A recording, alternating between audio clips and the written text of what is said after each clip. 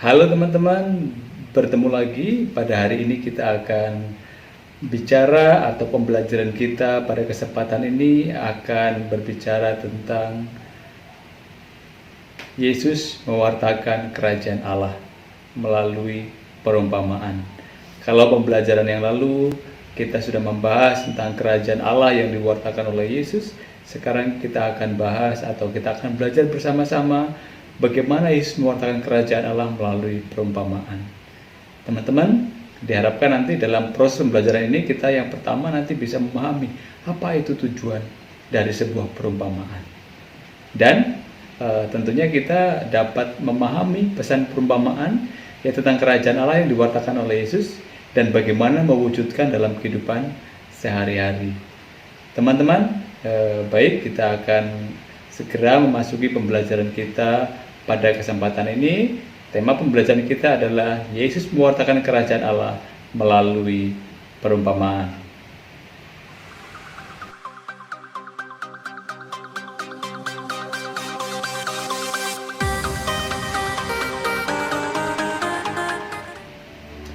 Teman-teman, untuk memahami misteri tentang kerajaan Allah tidaklah mudah. Maka kerap kali Yesus merumuskan ajarannya tentang kerajaan Allah dalam bentuk perumpamaan. Nah, perumpamaan itu apa, teman-teman? Perumpamaan adalah penyampaian pesan dengan menggunakan bahasa yang imajinatif, menggunakan bahasa kiasan atau simbolis, atau perbandingan atau metafora. Ya, metafor. Ya, jadi itulah perumpamaan. Orang yang mendengar sebuah perumpamaan diharapkan mampu menangkap pesan di balik perumpamaan tersebut. Maka di sini Yesus juga dengan perumpamaan-perumpamaan yang disampaikan ya kepada pendengar diharapkan apa? Para pendengar mampu memahami ajaran-ajaran ya yang disampaikan oleh Yesus. Ya, diharapkan dapat lebih mudah mengerti, ya, memahami dan melaksanakan apa yang diajarkan oleh Yesus dalam kehidupan nyata, dalam kehidupan sehari-hari. Perumpamaan yang dipakai oleh Yesus untuk menjelaskan tentang kerajaan Allah biasanya diambil dari kehidupan masyarakat sehari-hari, entah itu apa, nelayan atau petani. Teman-teman, kalau mendengar kalau pendengarnya sebagian ya pendengar Yesus ya atau audiens ketika Yesus mengajar adalah petani, maka Yesus menggunakan kiasan atau menggunakan perumpamaan tentang kerajaan Allah ya menggunakan biji sawi atau ladang gandum atau pembajak sawah atau penabur benih dan lain sebagainya. Tetapi kalau misalkan pendengarnya nelayan, tentu Yesus akan menggunakan bahasa-bahasa yang berhubungan dengan nelayan, misalkan perumpamaan tentang pukat, ya tentang jala dan lain sebagainya. Teman-teman, itu pengantar singkat dari saya mengenai proses yang akan kita lalui, pembelajaran yang akan kita lalui pada hari ini. Maka teman-teman, untuk mengawali kegiatan kita, marilah kita awali dengan berdoa. Kita siapkan hati. Bapa yang Maha Kasih, Engkau telah menganugerahkan kepada kami akal budi, hati nurani, dan kebebasan, sehingga kami dapat memiliki martabat yang luhur. Kini terangilah kami ya Bapa, agar dengan akal budi dan segala kelebihan yang kami miliki, mampu memahami ajaran putramu tentang kerajaan Allah, melalui perumpamaan-perumpamaan, sehingga kami mampu mengambil sikap seturut dengan kehendak-Mu. Demi Kristus Tuhan dan pengantara kami. Amin. Teman-teman, di awal proses pembelajaran kita, saya minta teman-teman untuk mengamati gambar berikut ini. Ya, yang pertama, ya, ada sebuah gambar. Kira-kira menurut teman-teman gambar apakah ini? Yang kedua, juga ada gambar. Kira-kira gambar apa ini?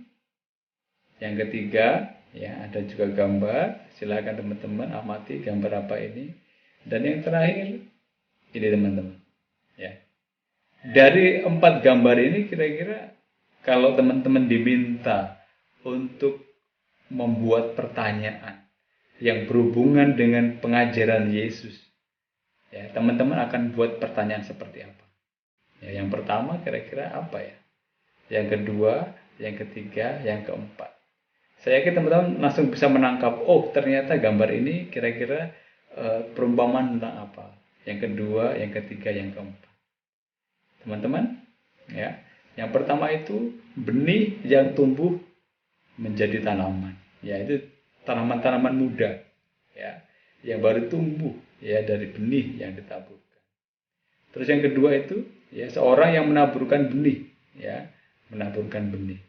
Terus yang gambar ketiga itu ladang gandum, ya, meski di Indonesia tidak ada ladang gandum, tetapi itulah nanti yang akan kita pakai atau perumpamaan tentang ladang gandum itu yang mungkin akan dipakai oleh Yesus dalam pengajaran. Terus yang berikutnya yang keempat itu, ya, berbagai macam ikan di laut yang ditangkap oleh nelayan.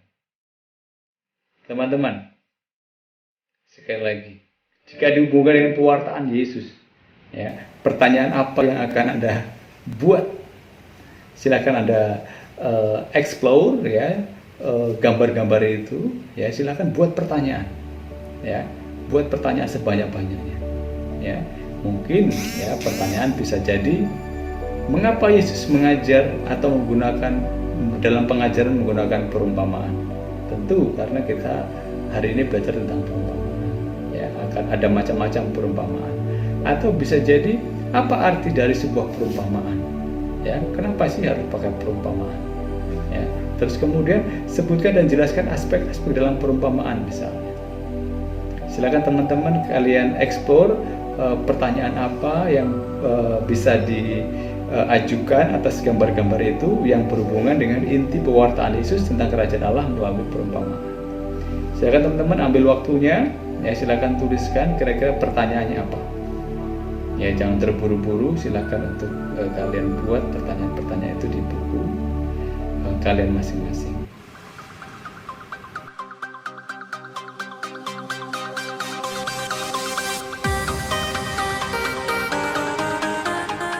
Teman-teman, Yesus mewartakan kerajaan Allah menggunakan perumpamaan.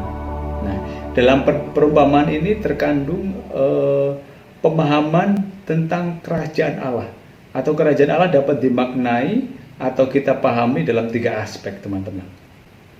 Kerajaan Allah itu sebuah proses, teman-teman.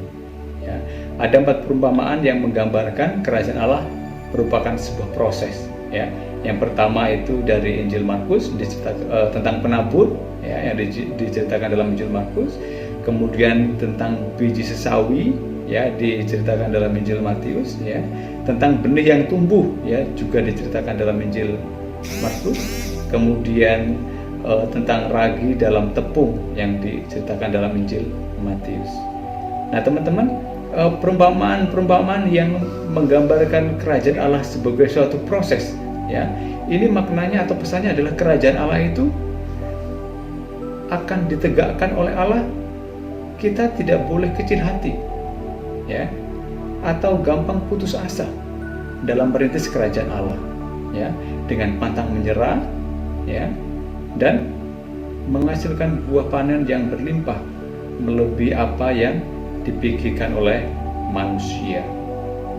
Kita diminta dalam mewujudkan kerajaan Allah itu apa? Tidak berkecil hati atau tidak gampang putus asa. Karena apa? Karena dalam mewujudkan kerajaan Allah itu nanti akan menghasilkan panen yang berlimpah ketika kita tidak putus asa dan tidak berkecil hati. Yang kedua, kerajaan Allah itu terbuka bagi semua orang, ya. Itu nanti ada kisahkan dalam Injil Matius tentang perumpamaan tentang pukat, ya, tentang pukat. Nanti kita akan lihat bersama-sama, ya. Kerajaan Allah itu terbuka bagi semua orang. Dari perumpamaan itu, ya, pesannya adalah untuk menegakkan kerajaan Allah tidak harus dengan cara menghabisi orang jahat, ya, tetapi Allah memberi kesempatan kepada manusia untuk bertobat. Jadi terbuka untuk semua orang, baik orang baik maupun orang jahat. Ya, asalkan manusia itu mau bertobat. Terus yang ketiga teman-teman, kerajaan Allah itu paling berharga di atas segala yang kita punyai. Ya, nanti dikisahkan dalam Injil Matius ya tentang harta terpendam dan mutiara berharga. Nanti kita juga akan lihat sama-sama. Ya.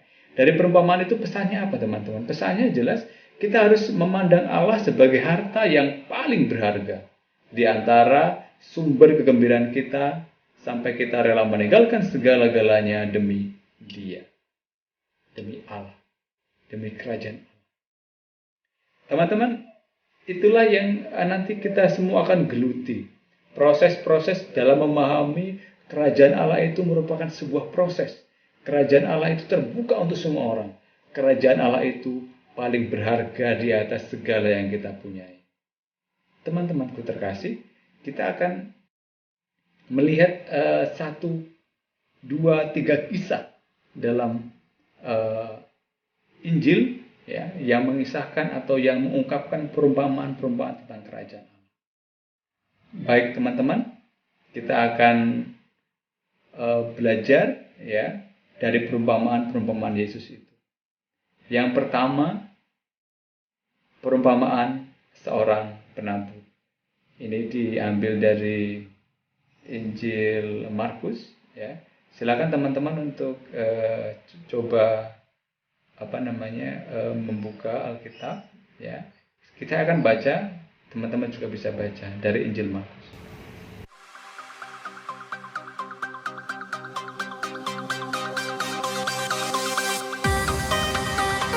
Silakan baca sama-sama. Dengarlah. Adalah seorang penabur keluar untuk menabur. Pada waktu ia menabur, sebagian benih itu jatuh di pinggir jalan. Lalu datanglah burung dan memakannya sampai habis. Sebagian jatuh di tanah yang berbatu-batu, yang tidak banyak tanahnya. Lalu benih itu pun segera tumbuh karena tanahnya tipis. Tetapi sesudah matahari terbit, layulah ia dan menjadi kering karena tidak berakar. Sebagian lagi jatuh di tengah semak duri, lalu makin besarlah semak itu dan menghimpitnya sampai mati, sehingga ia tidak berbuah. Dan sebagian jatuh di tanah yang baik, ia tumbuh dengan subur dan berbuah. Hasilnya ada yang 30 kali lipat, ada yang 60 kali lipat, ada yang 100 kali lipat. Lalu ia berkata kepada mereka, "Tidakkah kamu mengerti perumpamaan ini? Kalau demikian, bagaimana kamu dapat memahami semua perumpamaan yang lain?" Penabur itu merupakan firman, orang yang di pinggir jalan. Tempat firman itu ditaburkan ialah mereka yang mendengarkan firman. Lalu datanglah iblis dan mengambil firman yang baru ditaburkan itu di dalam mereka. Demikian juga yang ditabur di tanah yang berbatu-batu, ialah orang-orang yang mendengar firman itu dan segera menerimanya dengan gembira. Tetapi mereka tidak berakar dan tahan sebentar saja. Apabila kemudian datang pembinasa atau penganiayaan karena firman itu, mereka segera murtad. Dan yang lain ialah yang ditaburkan di tanah semak duri.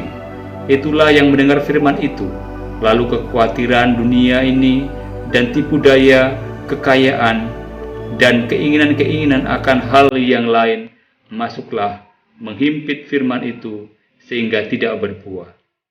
Dan akhirnya yang ditaburkan di tanah yang baik ialah orang yang mendengarkan dan menyambut firman itu, lalu berbuah. Ada yang 30 kali lipat, ada yang 60 kali lipat, dan ada yang 100 kali lipat. Teman-teman, itu perumpamaan yang pertama yang sudah kita baca sama-sama. Ya. Apa makna di balik perumpamaan itu? Yesus sendiri sudah menjelaskan bahwa seorang penabur, ya, artinya dalam karya Yesus untuk menegakkan kerajaan Allah Betapapun ada kegagalan, karya-karyanya itu akan menghasilkan buah panen yang melimpah, melebihi apa yang dipikirkan manusia. Oleh karena itu, pengikut Yesus tidak perlu berkecil hati dan mudah putus asa bila mengalami berbagai kegagalan. Ya, itulah yang dikatakan tadi sebagai proses. Ya, bahwa kita dituntut untuk bisa bertahan dalam kesulitan-kesulitan. Ketika firman itu ada dalam hati kita, kita diajak untuk bertahan. Sehingga pada akhirnya akan berbuah 30 kali lipat, 60 kali lipat, 100 kali lipat. Itu perumpamaan yang pertama, teman-teman. Yang kedua, kita akan belajar dari perumpamaan tentang benih yang tumbuh. Kita akan baca sama-sama, teman-teman. Kita belajar dari Injil Markus. Lalu Yesus berkata, "Beginilah hal kerajaan Allah itu seumpama orang yang menabur benih di tanah. Lalu pada malam hari ia tidur, dan pada siang hari ia bangun. Dan benih itu mengeluarkan tunas, dan tunas itu makin tinggi. Bagaimana terjadinya tidak diketahui orang itu. Bumi dengan sendirinya mengeluarkan buah, mula-mula tangkainya, lalu bulir, kemudian butir-butir yang penuh isi dalam bulir itu. Apabila buah itu sudah cukup masak, orang itu segera menyabit sebelum musim menuai tiba." Teman-teman, kita dalam perumpamaan ini kita bisa belajar, ya, benih yang tumbuh. Ini artinya bahwa kerajaan Allah itu seumpama benih yang sudah ditaburkan, lalu ia tumbuh sendiri. Bahkan petani sering tidak mengetahui kapan ia akan bertunas, atau kapan akan keluar bunga, atau kapan persisnya buah itu akan terbentuk. Ya, demikian pula tumbuhnya kerajaan Allah seringkali tidak bisa diamati secara pasti. Tergantung sepenuhnya pada Allah, bukan usaha manusia. Bahkan manusia tidak bisa memaksa supaya cepat atau memperlambat pertumbuhannya. Allah sendiri yang akan bekerja dalam diri kita. Teman-teman, perumpamaan yang ketiga, ya. Perumpamaan yang ketiga ini kita akan belajar mengenai perumpamaan tentang lalang di antara gandum. Akan saya bacakan, teman-teman. Ini kita belajar dari Injil Matius. Yesus membentangkan suatu perumpamaan lain lagi kepada mereka, katanya, "Hal kerajaan surga itu seumpama orang yang menaburkan benih yang baik di ladangnya. Tetapi pada waktu semua orang tidur, datanglah musuh menaburkan benih lalang di antara gandum itu, lalu pergi. Ketika gandum itu tumbuh dan mulai berbulir, nampak jugalah lalang itu.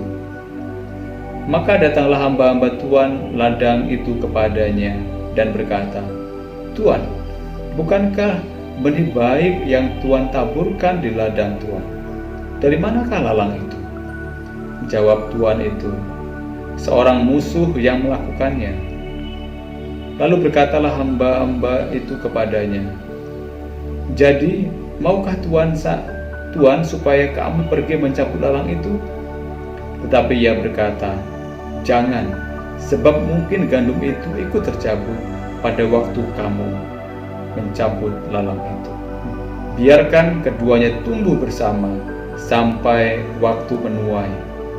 Pada waktu itu aku akan berkata kepada para penuai, kumpulkanlah dahulu lalang itu dan ikatlah berberkas-berkas untuk dibakar.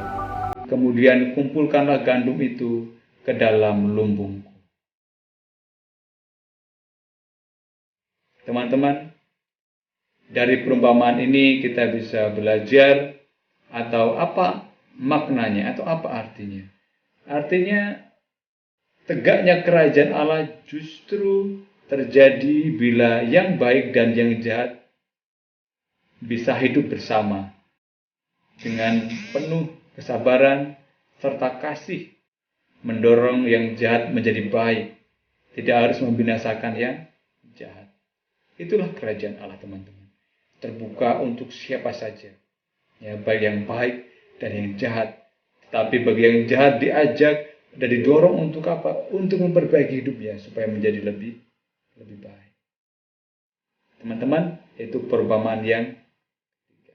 Selanjutnya kita akan belajar juga dari perumpamaan tentang pukat. Ini kita baca dari Injil Matius. Kita akan baca sama-sama, teman-teman. Demikian pula hal kerajaan surga seumpama pukat yang dilabuhkan di laut, lalu mengumpulkan berbagai-bagai jenis ikan. Setelah penuh, pukat itu pun diseret orang ke pantai. Lalu duduklah mereka dan mengumpulkan ikan yang baik ke dalam pasu, dan ikan yang tidak baik mereka buang. Demikianlah juga pada akhir zaman, malaikat-malaikat akan datang, memisahkan orang yang jahat dari yang benar, lalu mencampakkan orang jahat ke dalam dapur api. Di sanalah akan terdapat ratap dan kertakan gigi. Teman-teman,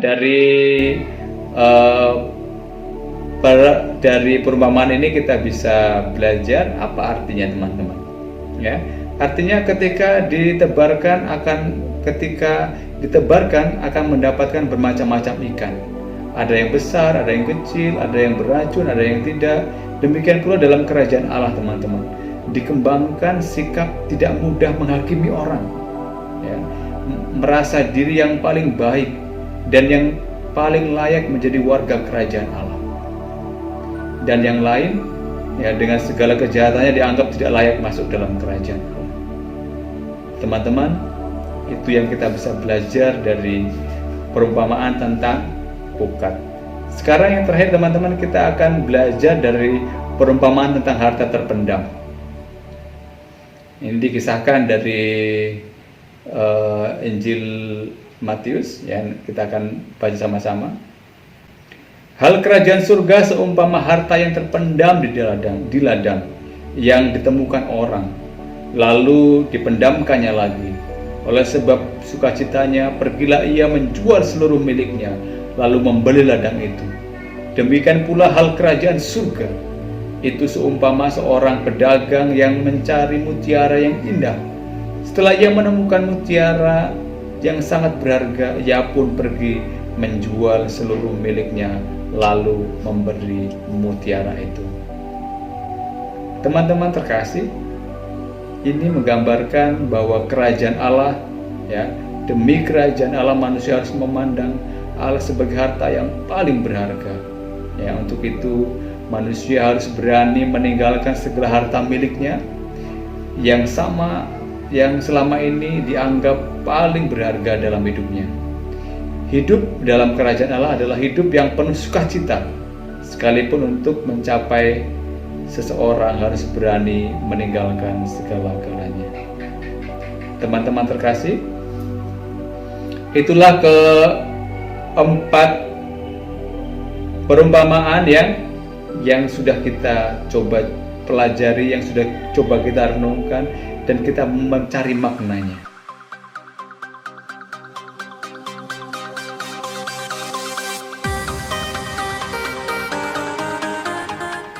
Teman-teman terkasih,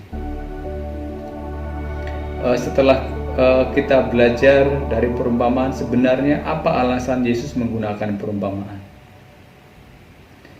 Jelas, ya, dengan menggunakan perumpamaan diharapkan orang yang mendengarkan akan lebih mudah menangkap, ya, atau memahami isi dan gagasan yang hendak disampaikan, ya, dan dilaksanakan, ya, dalam kehidupan sehari-hari, dalam kehidupan nyata, ya. Karena apa? Karena menggunakan bahasa hidup yang sehari-hari pula. Teman-teman,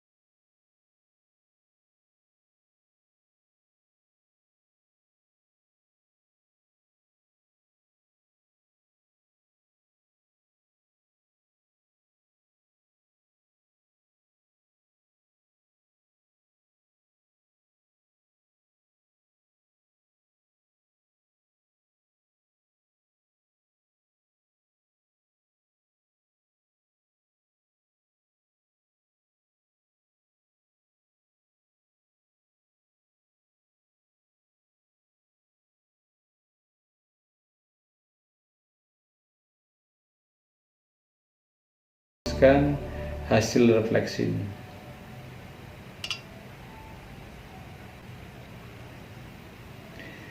Teman-teman, kita sudah di ujung pembelajaran kita, di akhir pembelajaran kita. Kita akan menutup pembelajaran kita dengan doa. Kita mau supaya setelah juga kita membuka dengan doa, kita akan menutup pembelajaran kita dengan doa. Kita doa bersama-sama. Allah Bapa yang Maha Baik, kami bersyukur kepadamu karena melalui putramu Engkau telah mengajarkan kepada kami tentang makna kerajaan Allah melalui perumpamaan-perumpamaan. Semoga kami dapat hidup seturut kehendak-Mu, sehingga kelak Kau perkenankan untuk menikmati kebahagiaan di surgawi bersama-Mu. Demi Kristus Putra-Mu, Tuhan dan Juru Selamat kami. Amin. Terima kasih teman-teman sudah belajar dengan sungguh-sungguh pada kesempatan ini. Ya, silahkan di akhir pembelajaran ini saya mengingatkan, kirimkan foto kegiatanmu pada hari ini ya. Foto pertama tadi kalian setelah mengamati gambar-gambar ya, benih yang tumbuh, kemudian ada ladang gandum ya, ada orang yang sedang menaburkan, ada orang yang sedang menangkap ikan.